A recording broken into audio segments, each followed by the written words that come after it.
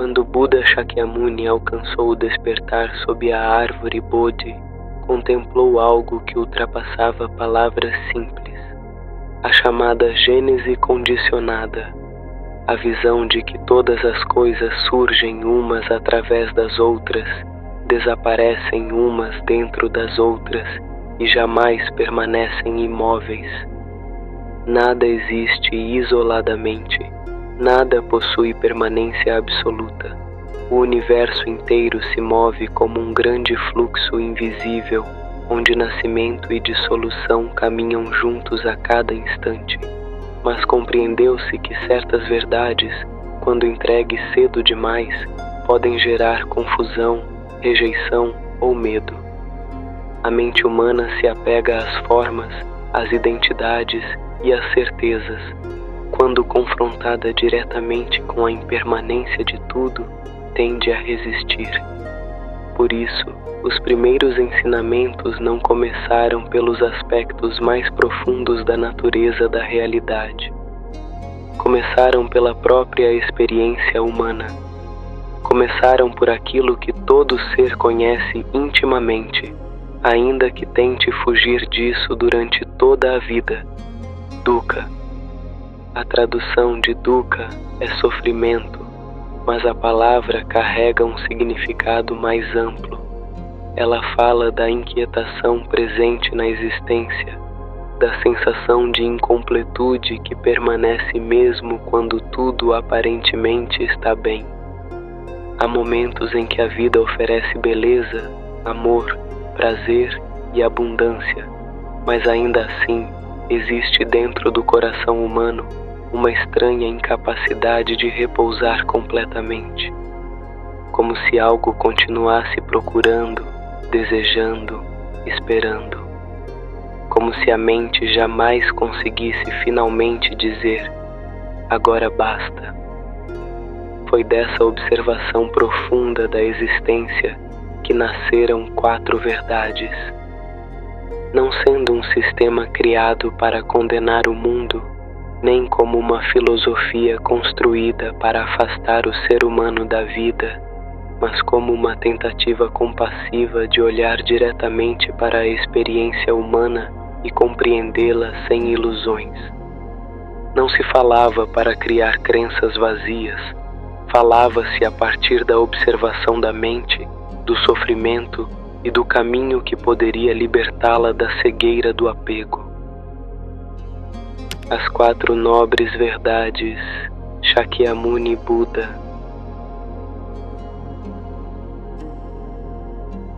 A primeira nobre verdade, dukkha. Compreender dukkha exige abandonar por alguns instantes a distração constante com a qual normalmente atravessamos a vida. Observou-se que todos os seres, sem exceção, estão sujeitos ao nascimento, ao envelhecimento, à doença e à morte.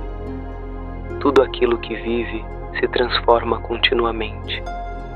O corpo muda, os vínculos mudam, os pensamentos mudam, o mundo inteiro muda diante dos nossos olhos, e ainda assim, a mente humana insiste em procurar estabilidade absoluta dentro de algo que nunca permanece imóvel. Existe o sofrimento evidente, aquele que ninguém consegue negar, a perda de alguém amado, o medo, a dor física, a solidão, a humilhação, a ansiedade diante do futuro. Mas também foi percebido um sofrimento mais silencioso, presente até mesmo dentro dos momentos felizes, porque aquilo que traz alegria também carrega impermanência. Tudo aquilo que amamos está sujeito ao tempo. Toda experiência bela eventualmente se dissolve, até os instantes mais luminosos desaparecem como fumaça atravessando o vento. Por isso, a mente vive inquieta. Ela tenta conservar aquilo que não pode ser conservado. Tenta impedir mudanças e transformar o transitório em permanente. E nessa tentativa constante surge grande parte da angústia humana. O sofrimento não existe apenas porque coisas ruins acontecem, mas também porque o ser humano luta contra a própria natureza mutável da existência. A realidade é descrita de diferentes formas e foi falado sobre os sofrimentos internos e externos. Os internos nascem dentro da própria mente e do corpo: medo, raiva, ciúme, ansiedade, desespero, confusão. Os externos surgem através das condições do mundo: guerras, perdas, doenças, violência, catástrofes, separações. Mas também foi dito dos chamados 3 sofrimentos: o sofrimento da dor evidente, o sofrimento da mudança e o sofrimento inerente à própria existência condicionada. Mesmo quando tudo parece calmo, existe instabilidade. Mesmo quando o prazer chega, ele não permanece.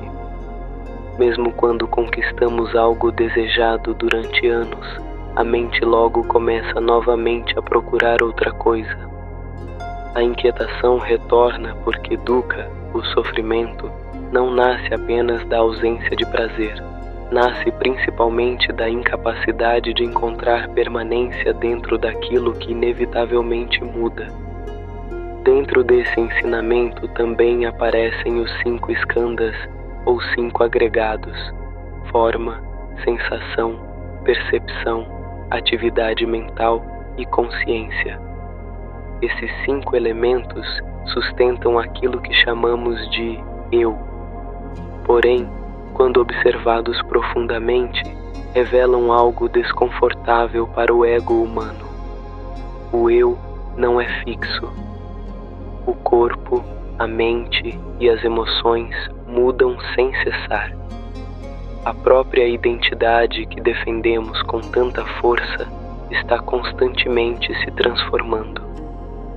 A primeira nobre verdade não foi ensinada para mergulhar o ser humano em pessimismo, mas para romper a ilusão de que existe segurança absoluta dentro do mundo condicionado.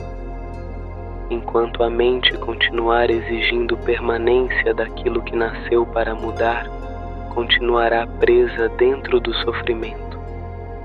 A segunda nobre verdade, a origem do sofrimento.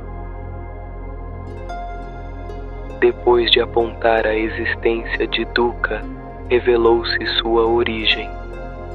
O sofrimento não surge do nada. Existe uma força alimentando continuamente a inquietação humana, chamada Tanya, a sede insaciável do apego. A mente humana deseja possuir aquilo que lhe dá prazer e afastar aquilo que lhe causa desconforto.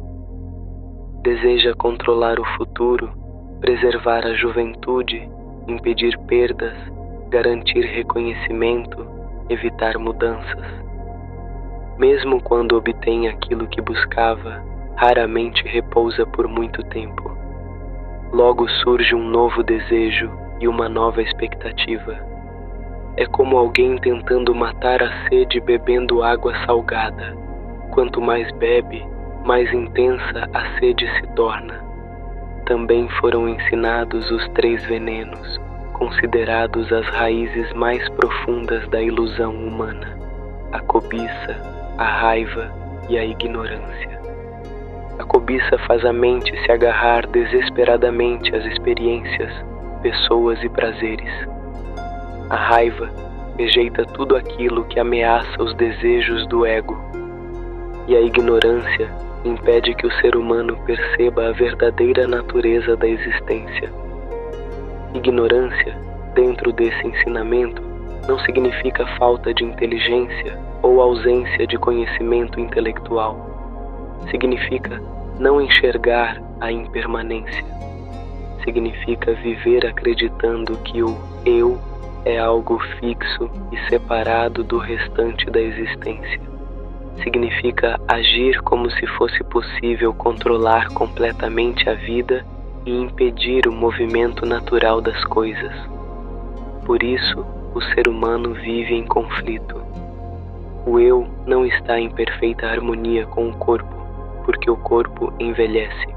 Não está em perfeita harmonia com a mente, porque a mente oscila continuamente entre desejos, medos e memórias.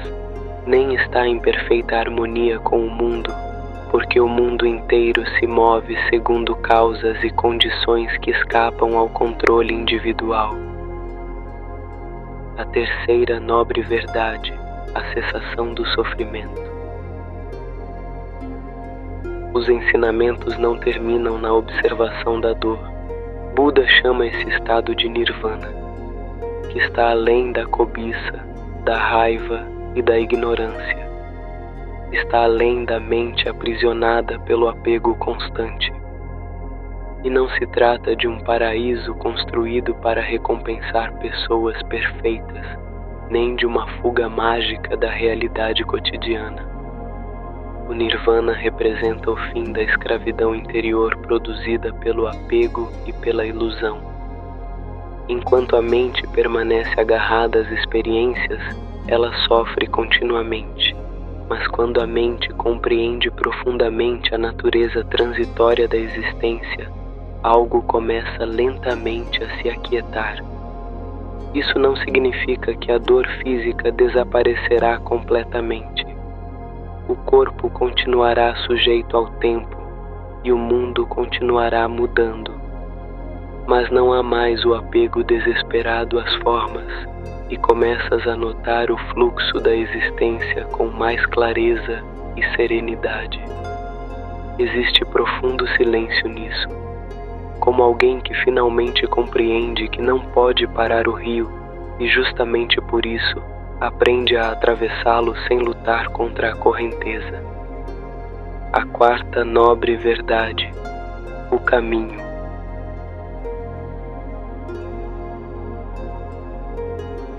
Depois de revelar a existência do sofrimento, sua causa e sua cessação, foi ensinado o caminho que conduz à libertação. Esse ensinamento ficou conhecido como Nobre Caminho Óctuplo. Através dele, foram transmitidas práticas relacionadas à visão correta, intenção correta, fala correta, ação correta, meio de vida correto, esforço correto, atenção correta e concentração correta. Não como regras criadas para impor pureza moral artificial, mas como formas de transformar gradualmente a maneira como a mente se relaciona com a existência. Toda caminhada começa pela maneira como enxergamos o mundo. Quem acredita que pode encontrar permanência naquilo que muda, viverá em constante conflito com a própria realidade.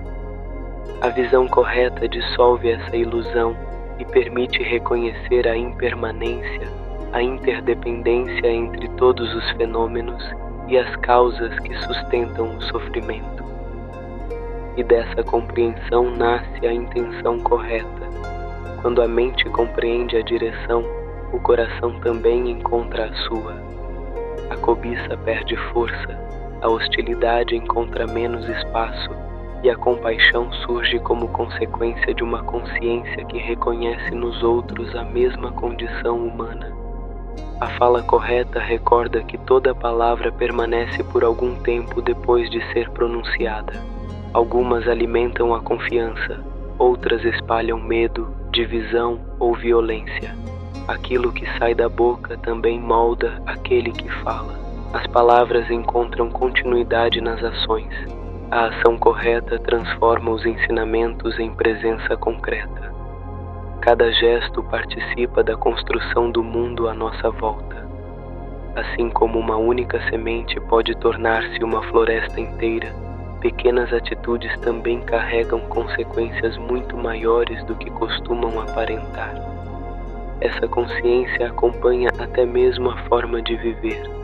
O meio de vida correto convida a olhar para o trabalho, as escolhas e o sustento como parte do próprio caminho.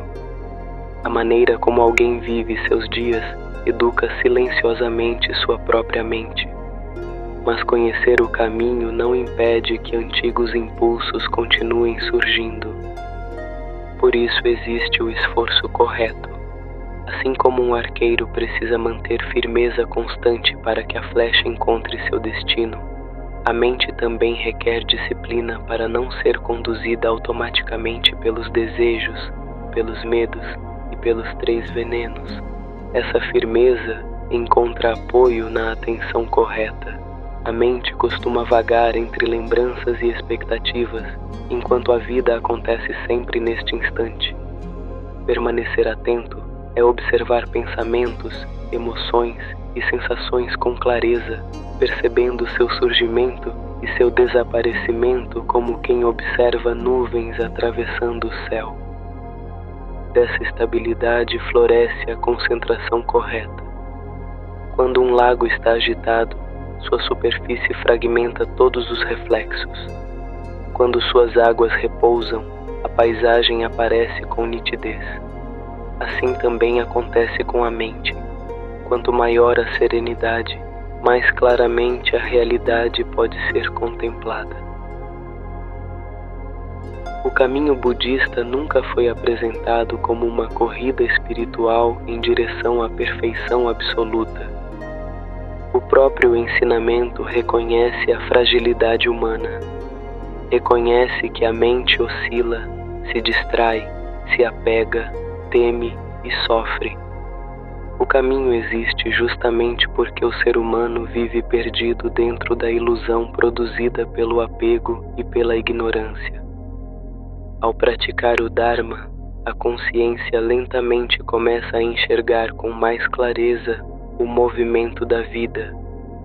Dessa compreensão nasce compaixão, que surge quando alguém reconhece que todos os seres compartilham a mesma fragilidade. Todos envelhecem, todos perdem aquilo que amam, todos sentem medo, todos carregam inquietações invisíveis dentro de si. Por isso, o caminho não separa a humanidade entre superiores e inferiores.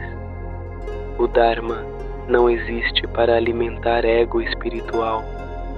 As 4 nobres verdades permaneceram no centro dos ensinamentos ao longo de toda a travessia daquele que ficou conhecido como Buda. Segundo os antigos textos, pouco antes de deixar o corpo, ainda se voltou a falar sobre elas aos discípulos. Isso revela a profundidade desse ensinamento, porque nele não existe apenas filosofia, existe observação direta da existência humana. O sofrimento existe, o apego o alimenta, a libertação é possível e existe um caminho.